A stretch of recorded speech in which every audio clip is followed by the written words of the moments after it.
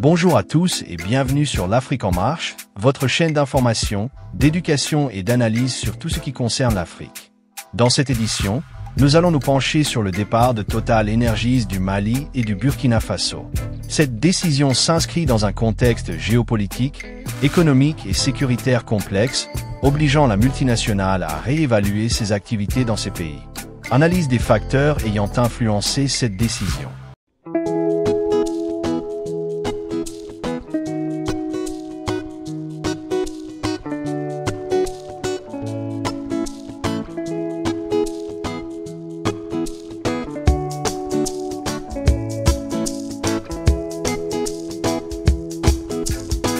Contexte sécuritaire dégradé. Instabilité politique et conflits armés. Le Mali et le Burkina Faso sont confrontés à une insécurité grandissante due à la présence de groupes armés, aux attaques terroristes et aux tensions communautaires. Cette situation complique la gestion des opérations et la protection des employés de Total Energies.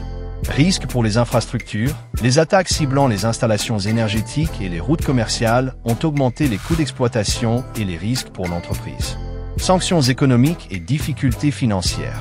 Sanctions internationales, le Mali, notamment, a été soumis à des sanctions économiques de la CEDEAO et d'autres acteurs internationaux suite au coup d'État militaire. Ces restrictions ont entravé les transactions financières et rendu l'importation de produits pétroliers plus complexe. Pénurie de devises étrangères. La difficulté d'accéder aux devises étrangères a impacté les importations de carburant, affectant ainsi les activités de Total Energies. Concurrence accrue et marché difficile. Présence de nouveaux acteurs, Total Energies fait face à une concurrence croissante de distributeurs locaux et régionaux disposant d'une meilleure connaissance du terrain et de structures de coûts plus légères.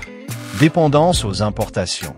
Le Mali et le Burkina Faso dépendent fortement des importations de pétrole, les exposant aux fluctuations des prix internationaux et aux perturbations de la chaîne d'approvisionnement.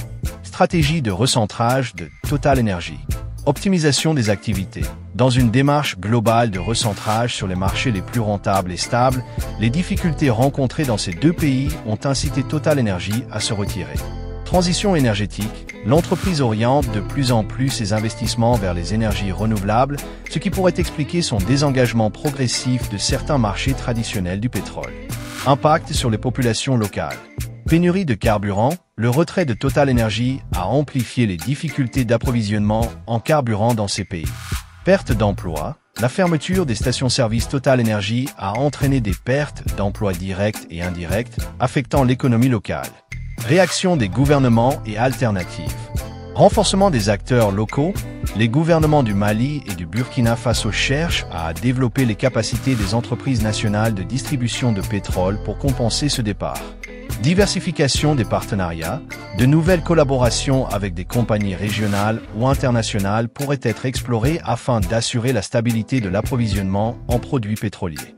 En résumé, le départ de Total Energies du Mali et du Burkina Faso résulte d'une combinaison de facteurs sécuritaires, économiques et stratégiques.